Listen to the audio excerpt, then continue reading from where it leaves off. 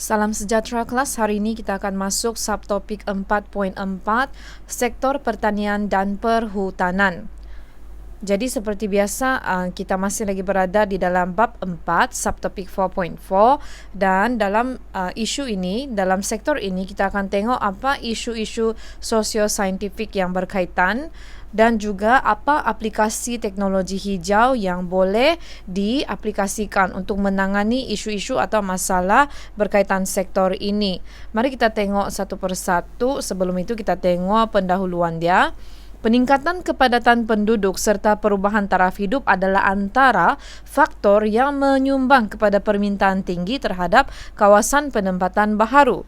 Kawasan penempatan baharu ni maksudnya perumahan lah. So, penduduk semakin banyak, taraf hidup semakin meningkat. Jadi kawasan penempatan pun harus dibuka. Selain itu, bekalan makanan yang mencukupi serta hubungan laluan pengangkutan yang baik daripada destinasi A ke destinasi B. Laluan pengangkutan, dan untuk membina laluan pengangkutan mestilah mau ada jalan raya. So, jika kita lihat sekali imbas, macam semua ini tiada masalah sebenarnya. Malah memudahkan lagi kehidupan kita. Kita ada bekalan yang cukup, kita ada jalan raya yang luas, yang besar, dan kita ada banyak pilihan perumahan. Walau bagaimanapun, tahukah anda semua ini boleh menjadi satu bencana yang dahsyat kepada kita kalau perkara ini tidak dikawal dan tidak diselia dengan baik. So let us look at the pictures over here. Apa isu-isu sosio-saintifik? Apa masalah yang berlaku? So what kalau bina perumahan? So what kalau bina jalan raya? So mari kita tengok yang pertama. Banyak kawasan hutan dan pokok-pokok balak ditebang bagi pembukaan tanah, sama ada untuk tujuan penempatan atau pertanian. Pokok ditebang untuk buka tanah, macam gambar ni lah. Kalau tidak dikawal dan dibendung dari awal, perkara ini boleh menyebabkan berlakunya kejadian tanah runtuh, banjir besar dan kepupusan flora dan fauna. Cikgu harap kamu semua tahu, maksud flora is tumbuh-tumbuhan, maksud fauna is haiwan. Okay? Penerokaan hutan yang berleluasa akan mengganggu kitaran gas di bumi. Hal ini merujuk kepada hutan adalah peparu bumi. Okey, kenapa dikatakan begini? Sebab penukaran gas karbon dioksida kepada gas oksigen hanya berlaku semasa tumbuhan menjalankan fotosintesis. Jadi penerokaan hutan itu akan merosakkanlah kitaran gas. Kita menghembuskan karbon dioksida. Siapa yang akan serap kalau tiada hutan? Sebab dari hutan ada tumbuhan. Next, kita tengok pembakaran terbuka yang dilakukan oleh para petani di kawasan ladang mereka boleh menyebabkan jerebu yang teruk. Kalau keadaan ini berlarutan, ini boleh menjejaskan kualiti udara di seluruh negara dan negara jiran. Cikgu rasa kamu semua pun masih ingat kejadian kebakaran di Indonesia mempengaruhi kita di Sabah, amnya di Malaysia. Kejadian kebakaran di Australia pun hari itu meninggalkan kesan yang sangat banyak kepada negara mereka. Okey, kejadian tanah runtuh ini adalah contoh gambarlah yang berlaku di Lebuh Raya Kuala Lumpur, Karak pada 11th of November 2015 dipercayai berpunca daripada pembalakan yang tidak terkawal di hutan lipur Lentang. So kalau tidak kawal, ada pembalakan haram sahaja, maka inilah kesan-kesan dialah.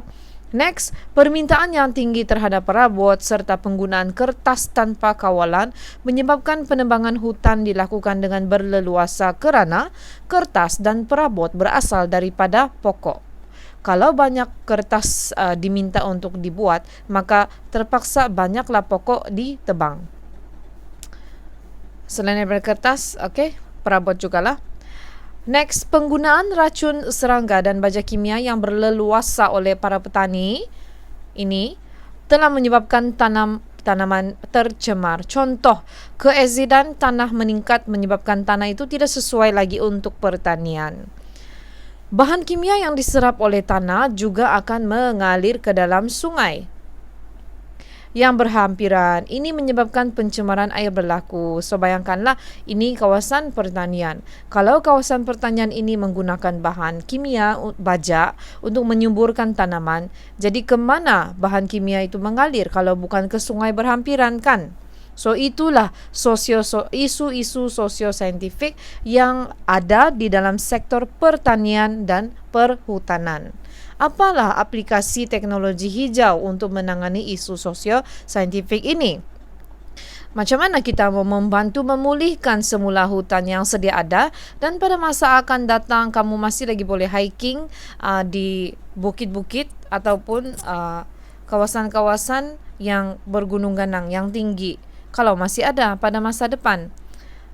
Dan pada masa yang sama, macam mana mau menjaga hasil pertanian tanpa menggunakan bahan kimia? Okay, so let us look at apa cara dia, aplikasi dia merawat dan memproses kembali sisa-sisa pertanian untuk dijadikan baja kompos. Baja kompos adalah amalan teknologi hijau yang mampu mengawal keseimbangan alam semula jadi. Ini sisa-sisa pertanian. Nah, penanaman semula pokok boleh membantu mengekalkan spesies yang sedia ada. Ada sekolah yang meminta murid satu pokok untuk menanam semula pokok-pokok bagi mengekalkan spesies sedia ada. Next, aktiviti pembalakan perlu dikawal supaya sumber hutan terpelihara. Selain itu, wartakan banyak lagi kawasan hutan simpan supaya ekosistem di hutan kekal dan seimbang. Okey, aktiviti pembalakan dikawal, wartakan kawasan hutan simpan. So itulah aplikasi teknologi hijau dalam sektor pertanian dan perhutanan. Sebelum kita akhiri, cikgu mau beritahu kamu dululah, kerjaya sains yang berkaitan dengan sektor ini adalah ranger hutan. Bukan Power Rangers, ranger hutan. Seorang ranger hutan perlu mengawal dan menyelaras kerja-kerja pembangunan hutan, penguatkuasaan operasi kilang dan pencerobohan hutan rekreasi di bawah jagaannya.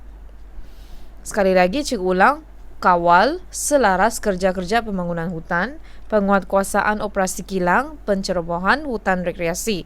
Diorang juga perlu menyemak dan memantau lesen operasi hutan untuk industri kayu, serta menguatkuasakan undang-undang perhutanan dan mengambil tindakan apabila perlu. Di mana ada di Sabah ini adalah di Sepilok, Sandakan. Siapa yang berminat boleh mohon untuk menjadi ranger hutan di Sandakan. So, hari ini punya kerja adalah praktis formatif 4.4. Seperti biasa, sila hantar di Google Classroom ataupun dalam WhatsApp peribadi cikgu. Sekian, terima kasih.